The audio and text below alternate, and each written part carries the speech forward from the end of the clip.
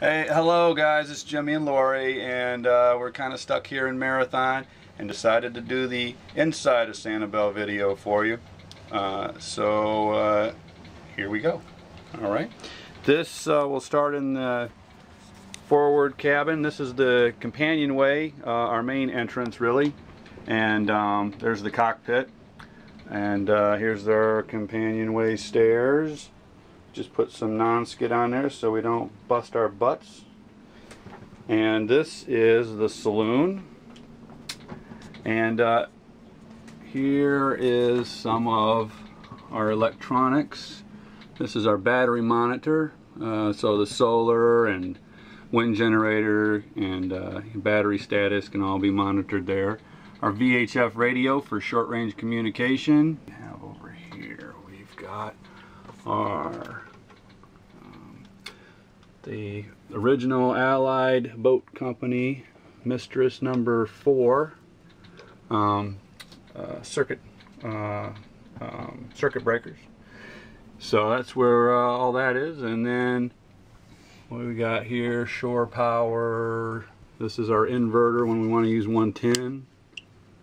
Just turn that on. Most everything is on 12 volts, so we rarely use the 110. This is for the windlass. It's basically brings the anchor chain in. So here's our little book collection, and all mixed in there, different stuff. And here's Lori's cubby. She likes to keep important things there. Her crafts, extra blanket, and whatnot. And here's my cubby. I keep important stuff here. Keep my hats and my rum and my coconut water. And then we've got our extra little baskets here. So, and then here is where we hang out. And you can see, it's really clear that this clean side is Lori's. And then this area over here is mine. It's actually overflowing, which is a common problem. It overflows. So yeah, some projects and old projects and new projects. That's what happens.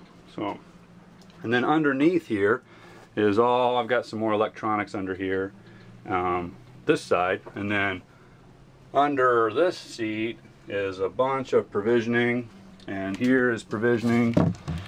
So that's a bunch of flour and coffee and canned foods, canned goods. A bunch of canned goods here. We got some noodles, all kinds of stuff. So that's the provisioning, and then here's our basket. We keep our food in a hammock here when we underway, and this just kind of swings around. So, and it expands really big. So right now it's kind of wimpy size because we need to go to the grocery store. Here's our TV, and this is wired into 12 volts, so it really doesn't draw much power. Draws like, 2 amps on 12 volts, which isn't much, so that's good. And then I adapted this thing on here, so this plays our movies. We can just put movies on this card, or we can put it on a USB stick, and then we can watch movies. So that's that. And then up here is our Renegade wireless. We just tune somebody in, and there's our wireless when we do that. And then when we're and then the boat moves around a lot, so I put this compass up here so I can say, okay, well, we get a signal to the east, so I can always just kind of dial it in if the boat moves a little bit and get the wireless. And then here's our wireless until we leave the US. Just a T-Mobile thing. So that's how we do that. Okay, so let's move over here to the galley. And in the galley, what do we have? We've got, this is the fridge. So I had to tear all this out, tore it all out, and because it was an old inefficient refrigerator, ran on 12 volts, but a lot of amperage. And then so I made this top for it, and then we just put this cooler, 12 volt refrigerator cooler freezer in here. So that's ARB, and it holds quite a bit of stuff. Yep. ARB is out of Australia, and you gotta love the Australians. How do they tell you the capacity? Well, that's a 72 beer model. Holds 72 beers. So that's how they do it in Australia. And then here's our pantry. It's our everyday stuff that we use for eating and cooking. Up in here, our dishes. We got our solo cups for pong. Beer pong? No, we don't play beer. We don't have room for beer pong. Pots and pans are down here. Yeah. Cutting board. Sink. And then this is seawater, and we can wash dishes with that and cook a little bit with that, so we don't waste our fresh water. This is our fresh water here, and then soap. So for fresh water, we've got 140 gallons when we're all filled up, and that's right under here. So that's where that's stored.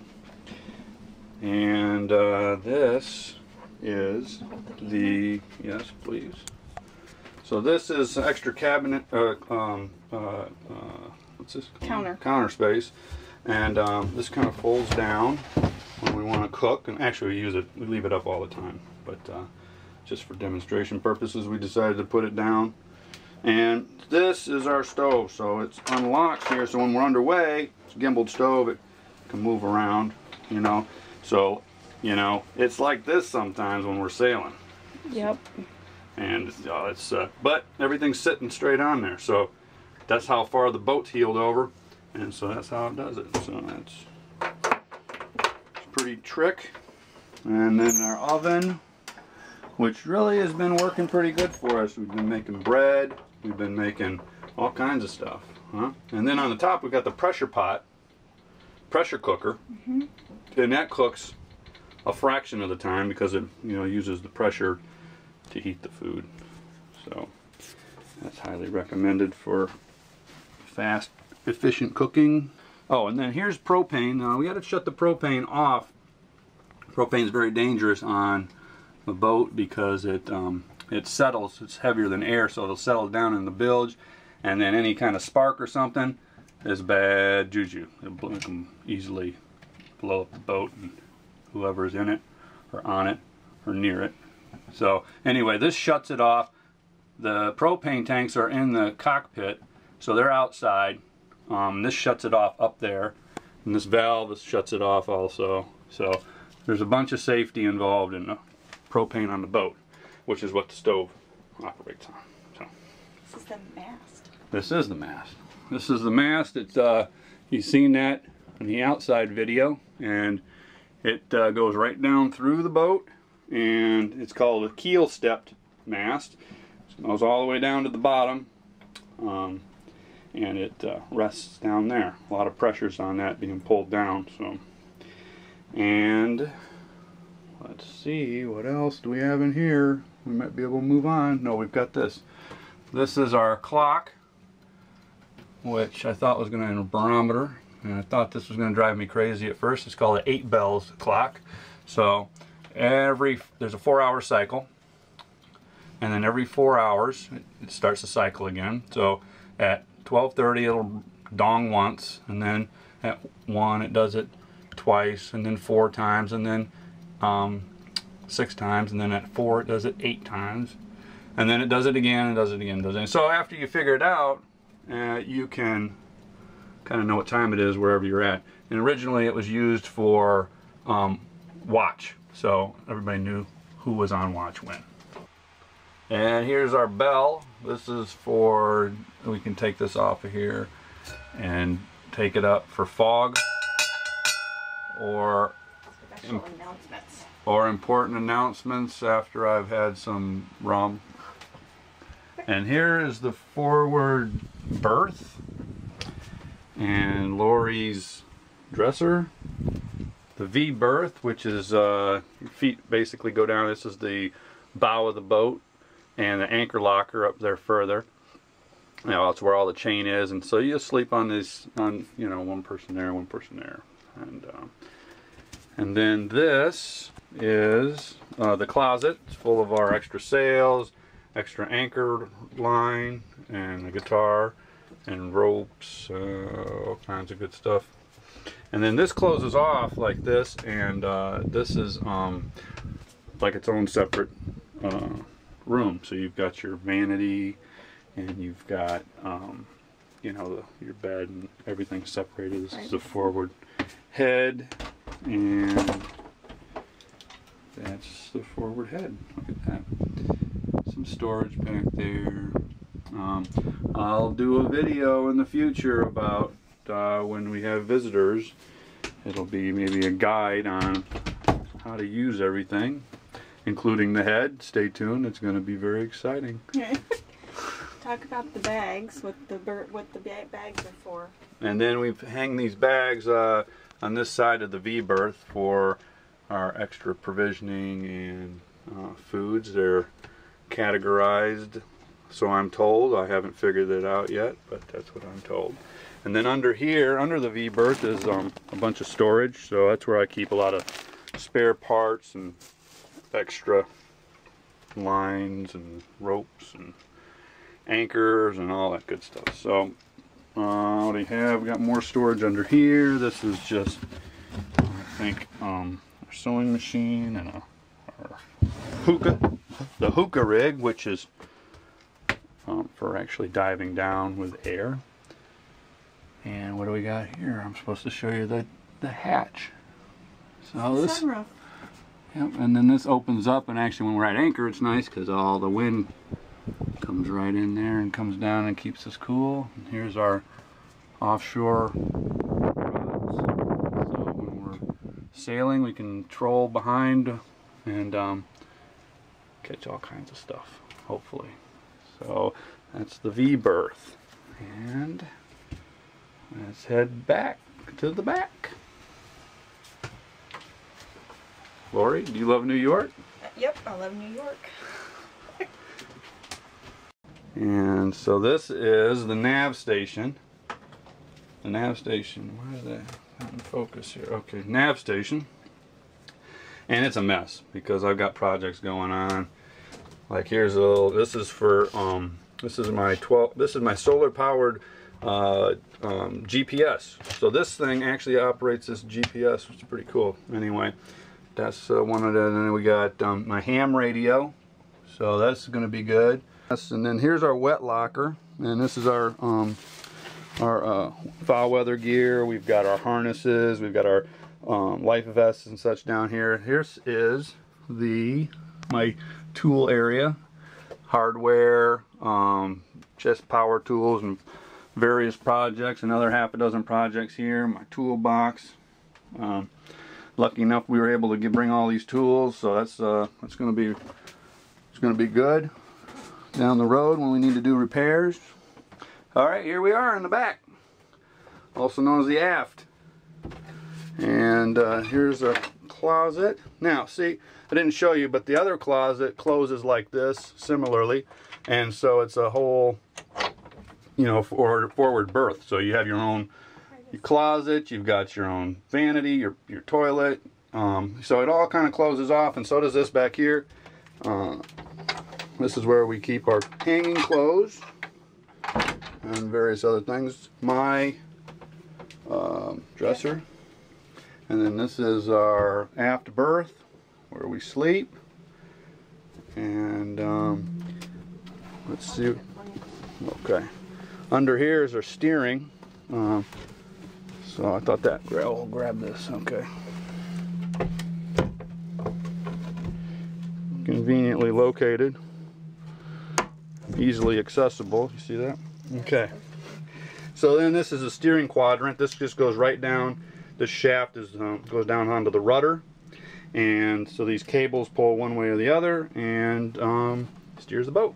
In an emergency, you can hook up a big bar that goes to that, and then that goes up into through this hole here up top, and we can actually steer the boat without all that mess. So emergency rudder. Under here we've got the other autopilot, And under here, okay. This is the bilge. This is the bilge. Okay, here's the bilge. There's the shower sump, and this is where the prop goes through.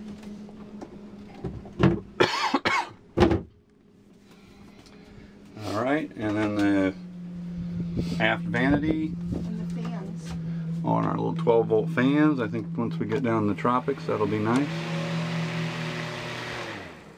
Ridiculously expensive. I don't know why a little fan's gotta be so expensive. Aft head. Shower. And shower, yeah. So it's a wet head, is what they call it. And then that's access into the engine room too. Engine room's got a couple of different accesses. This is the aft companionway, and aft companionway stairs. So look at that, beautiful sunny day in Marathon.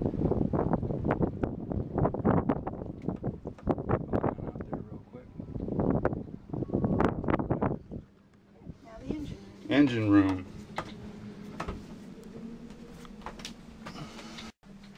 Okay, so here we're in the hallway again. I call it the tunnel because I've got a duct. And here's the engine room. And here, let's see, Lori's going to open the hatch there so we can see a little bit better. There we go. Look at that. So here's our engine, and we've got the whole room in here, so I'll go through some of the stuff in here. There's the fuel tank, and this is a takes the water out. It's a filter system, and this just shows, this tube shows how much fuel we have left. So basically I just I tapped into it at the bottom and then at the top, and so it just shows the fuel level. And I'll crawl in here and show you what's going on. Alright.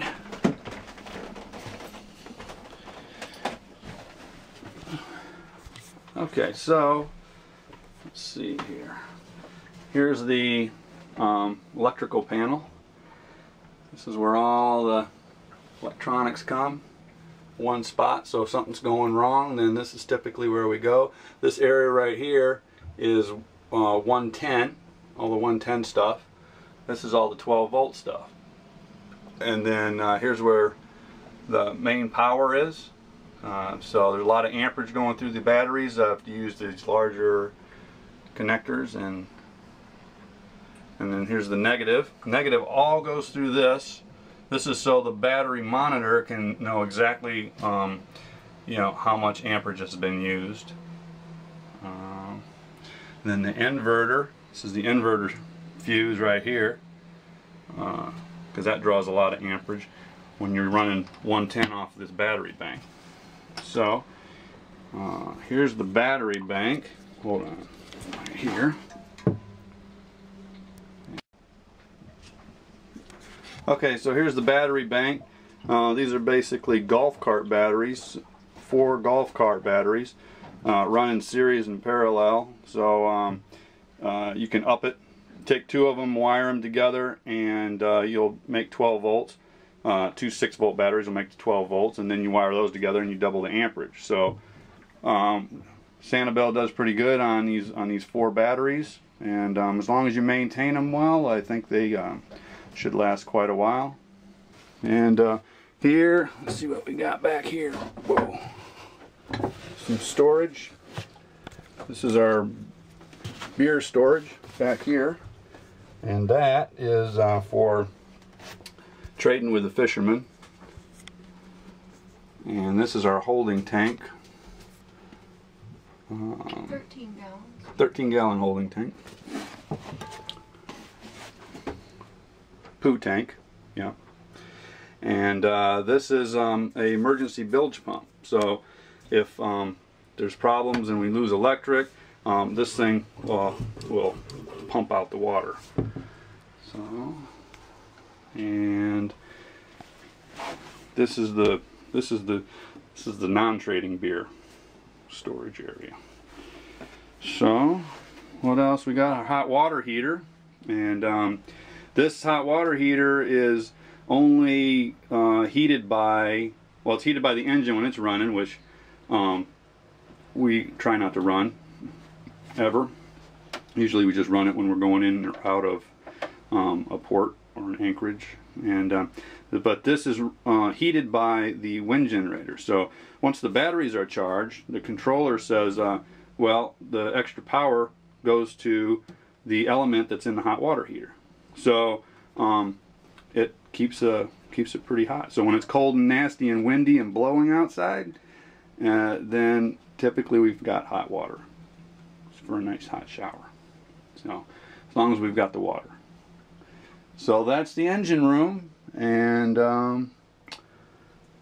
let's see, that might be it. We'll check. We'll check. And get back to you. Yep.